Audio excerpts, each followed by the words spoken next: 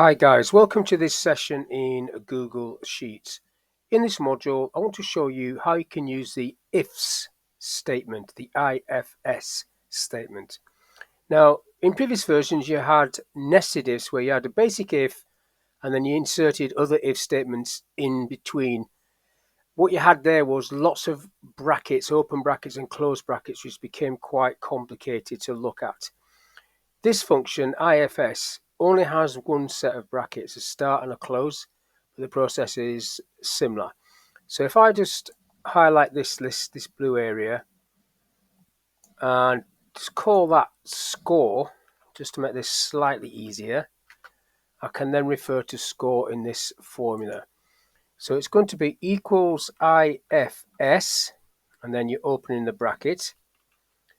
So it's wanting the first condition, so I'm clicking on that. Now I could just type the word score, what I will do, in fact, score. So if score is greater than 90, comma, they get an A grade, comma, score greater than 80, comma, they get a B grade,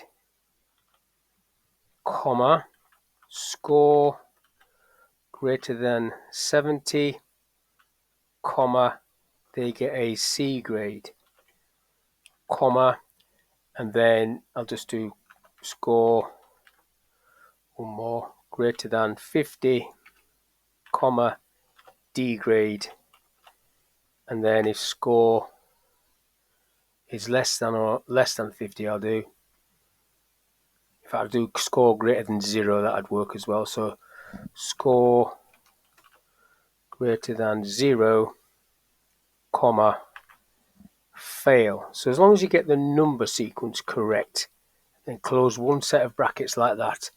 As long as you get the number sequence correct, you wouldn't be able to put greater than 0 first, because that would be wrong. Likewise, greater than 80 would pick all the higher numbers than 80, and they would all get a B instead of an A. So I'm happy with that. Let's press enter, and it fills it down. So you can see the grades coming in there.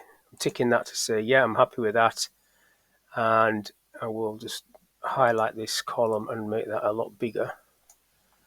Just change the font on that to be similar size to the one next to it to make it bold. So now if I change that score there to 99, that should be an A grade. There we go.